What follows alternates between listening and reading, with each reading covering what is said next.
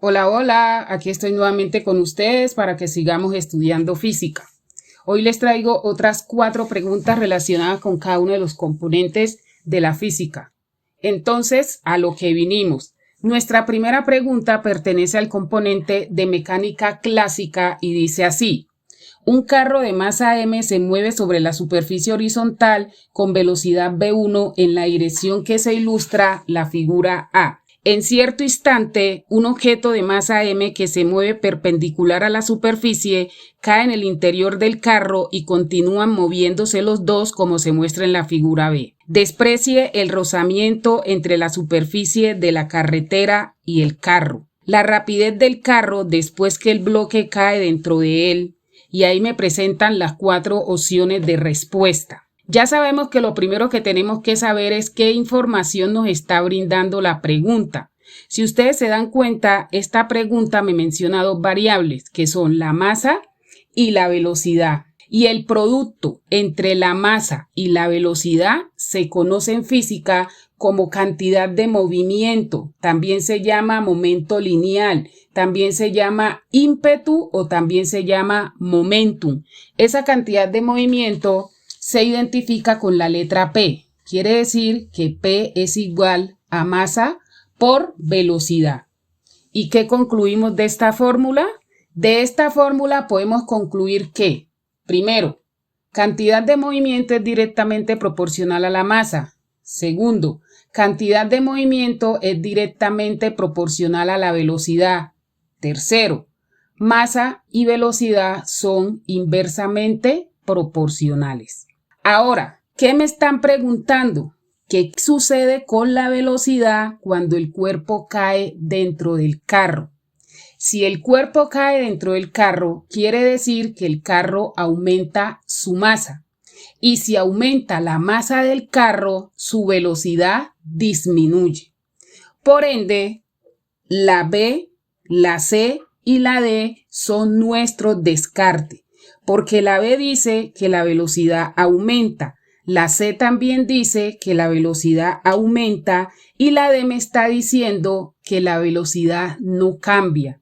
Entonces, nuestra respuesta correcta es la A, que es la que me está diciendo que la velocidad disminuye. Ahora, nuestra segunda pregunta pertenece al componente de termodinámica y dice así: se somete un gas ideal al proceso cíclico A, B, C, A, esquematizado en la figura volumen versus temperatura, donde B es volumen y T la temperatura. El mismo proceso esquematizado en la figura presión versus volumen es. La información que nos está brindando esta pregunta nos puede estar hablando de 2 cosas. 1, de las leyes de los gases ideales y 2, de los procesos isotérmicos. Las leyes de los gases ideales nosotros sabemos que son 3.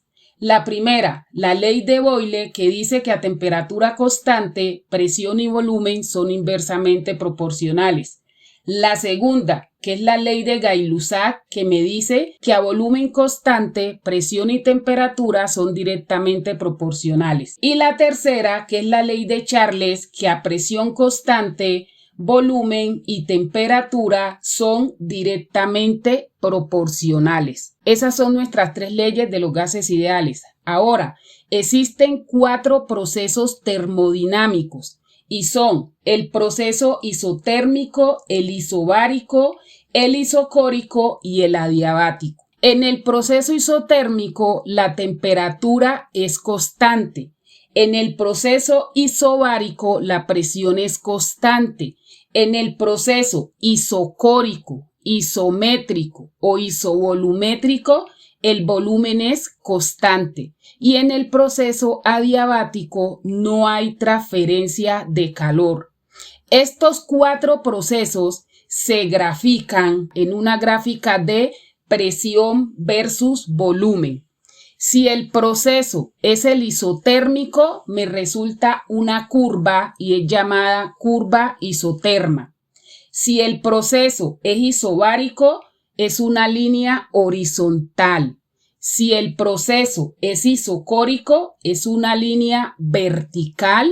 Y si el proceso es adiabático, es una línea curva, pero un poco más cerrada que la del proceso isotérmico. Estos 4 procesos también se relacionan con la primera ley de la termodinámica, que me dice que la energía interna es igual al calor menos el trabajo. Con la energía interna se relaciona el proceso isotérmico. Quiere decir que a temperatura constante la energía interna es igual a 0.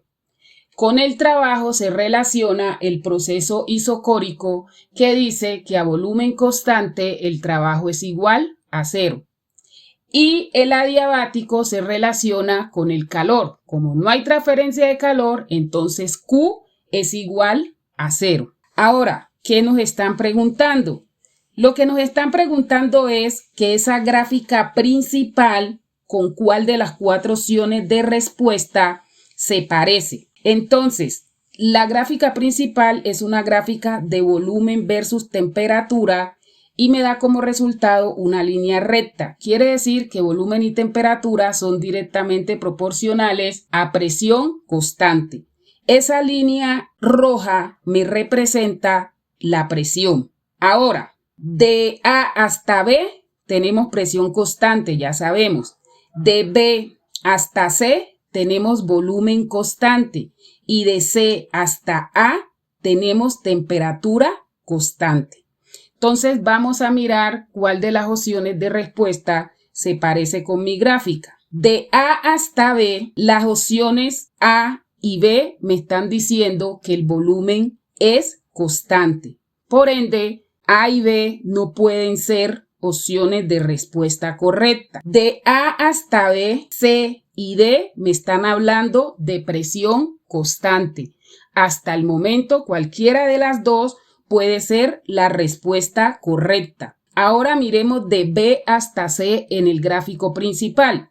De B hasta C el volumen es constante. La C me dice que de B hasta C el volumen es constante. Pero la D lo que me está diciendo que de B hasta C no hay volumen constante. Por ende, la respuesta correcta es la C. Nuestra tercera pregunta se relaciona con el componente de eventos ondulatorios y dice así. 2 rayos de luz roja se refractan en 2 materiales de índices de refracción N1 y N2, tales que N1 mayor que N2. El índice de refracción de un material se define como el cociente entre la velocidad de la luz en el vacío y la velocidad de la luz en ese material. Si lambda 1, F1, B1 y lambda 2, F2, B2 son las longitudes de onda, frecuencia y velocidades de los 2 rayos refractados en los materiales 1 y 2 respectivamente, se puede afirmar que la información que me está brindando la pregunta es acerca de la refracción de la luz. ¿Y qué es la refracción de la luz? Es el cambio de medio que experimenta la luz. Cuando la luz cambia de medio, ¿qué sucede? Primero, cambia la velocidad. Segundo, cambia la longitud de onda. Y tercero, la frecuencia va a ser la misma. Es decir, la frecuencia es constante. Antes de irnos a la pregunta, otra cosa que debes saber es la siguiente. Ahí tenemos 2 figuras. Yo la figura de la izquierda la voy a llamar 1 y la figura de la derecha la voy a llamar 2. La línea punteada que aparece en las 2 figuras se llama normal. Esa rayita que está entrando desde arriba se llama rayo incidente. Y esa flecha que está llegando, que está entrando hacia abajo, se llama rayo refractado. El ángulo que se forma entre la normal y el rayo incidente se llama ángulo de incidencia. Y el ángulo que se forma entre la normal y el rayo refractado se llama ángulo de refracción. Si te das cuenta, en la figura 1, el ángulo de refracción es mayor que el ángulo de incidencia.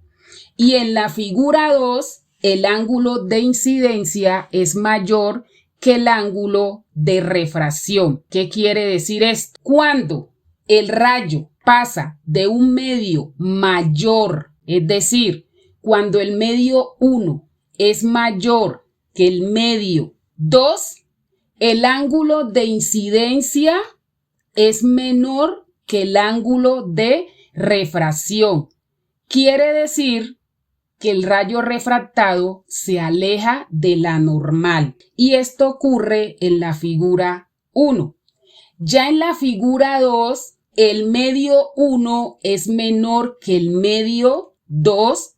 Quiere decir que el rayo se acerca a la normal y el ángulo de incidencia es mayor que el ángulo de refracción. Esos daticos debes de tenerlos en cuenta porque son muy importantes en el fenómeno de la refracción.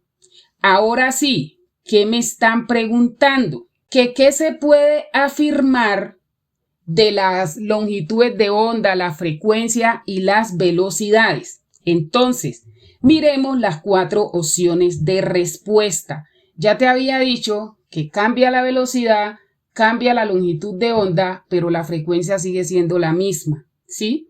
Por ende, yo eliminaría la A porque me está diciendo que la frecuencia 1 es mayor que la frecuencia 2. Eliminaría la C porque me está diciendo que F1 es menor que F2.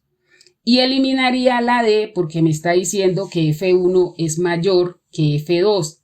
Por ende, la respuesta correcta sería la B. Cuarta pregunta, componente electromagnetismo. Dice, se tienen 3 resistencias iguales dispuestas en 3 diferentes configuraciones, como se ven las figuras alimentadas por fuentes iguales. La configuración en la cual la fuente suministra mayor corriente es. A simple vista nos damos cuenta que la información que nos está brindando esta pregunta es acerca de los circuitos eléctricos.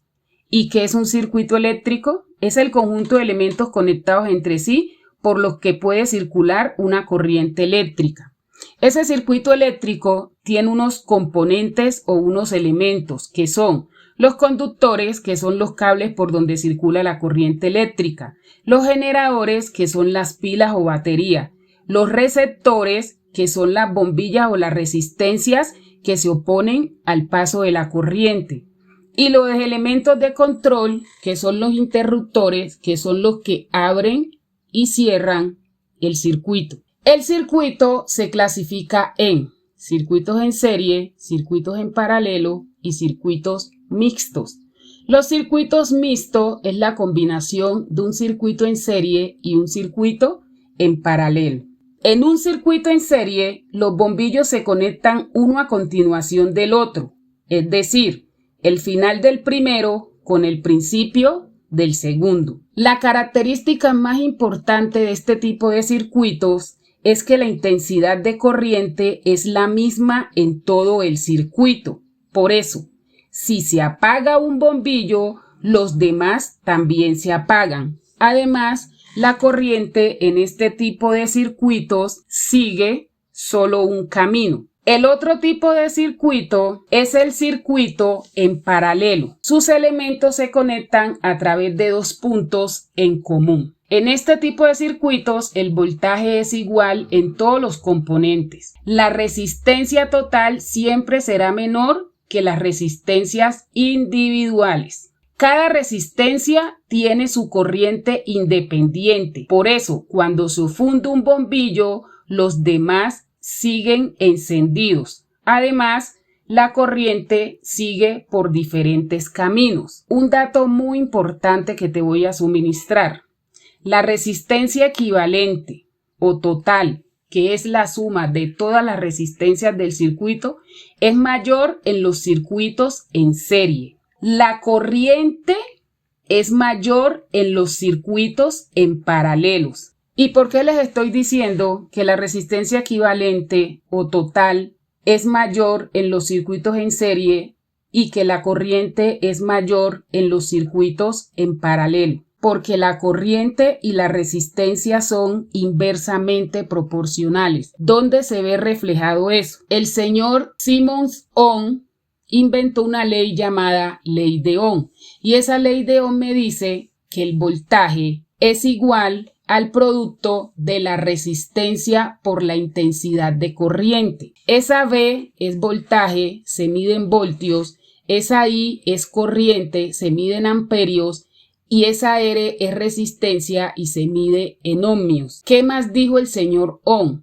Que el voltaje y la corriente son directamente proporcionales, que el voltaje y la resistencia son directamente proporcionales, pero la resistencia y la corriente son inversamente proporcionales. Entonces, ahora, ¿qué me están preguntando? Lo que me están preguntando es en cuál de los 4 circuitos que me muestra la pregunta hay mayor corriente. Ya sabemos que el circuito que maneja mayor corriente es un circuito en paralelo. Entonces, lo que tenemos que identificar de esos 4 circuitos, ¿cuál está en paralelo? El primer circuito, si te das cuenta, es un circuito en serie. El segundo circuito es un circuito mixto. El cuarto circuito es un circuito mixto. Y el tercer circuito es un circuito en paralelo. Por ende, la respuesta correcta sería la C. Bueno, esto ha sido todo por el día de hoy. Gracias por escucharme. Los espero para que se suscriban a mi canal. ¡Chao!